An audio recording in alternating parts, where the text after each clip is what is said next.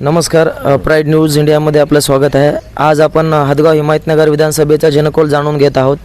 आज बरडशेवाळे या गावामध्ये आपण आलेलो आहोत.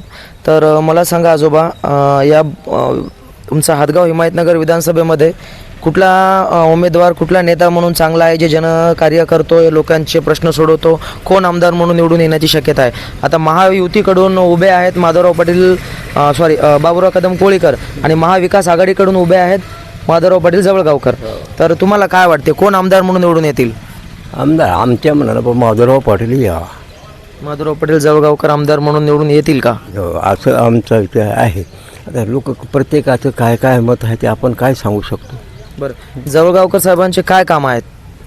जवळकराचं कामं पुष्कळ केलेली आहेत त्यांनी बिचाऱ्यानं. जे करायचं ते आमच्या गावाला केले. हदगाव तालुक्यामध्ये कुठं कुठं काय करायचं ते शाळा जागा बांधल्या, कोणाच्या काय इमारतीचे हे केले, उद्घाटनं केले, रोडचे केले.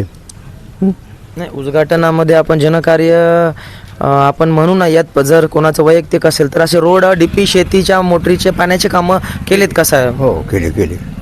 एक महिनाभर शेतकऱ्याची डीपी दिली नाही काय बोलावते.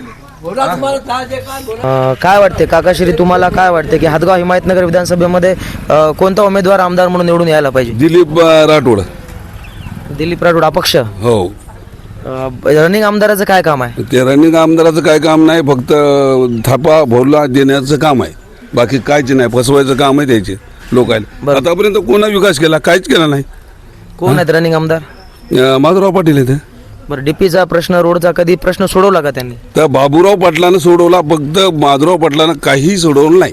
हे जे वार्ड आहे का आमचा, त्या वार्डाला 3 महिने 3.5 महिने झाले आम्हाला डीपी दिला नव्हता. पावसाळ्यामध्ये चिलट माश्या डसू लागले आम्हाला.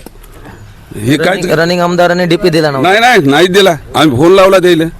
काय फोन उचलल्याच्या नंतर जवळगावकर उत्तर देतात का? नाही देतच नाहीत उत्तर, कोणीच बोलत नाही. काय वाटते म्हणजे आता सध्या दिलीप राठोड यावं, कारण मागासवर्गाचा माणूस आहे, सगळं आहे, चांगला आहे, बाकी काही नाही. शेयचं तर पाहिलंच आपण. आता लढत आहे बघा, महायुतीचे उमेदवार बाबुराव कदम कोळीकर, महाविकास आघाडीचे उमेदवार माधवराव पाटील जवळगावकर आणि दिलीपजी राठोड, तुम्ही म्हणता अपक्ष आहात. तर या तिघा लढतमध्ये उमेदवार कोणता यायला पाहिजे म्हटले?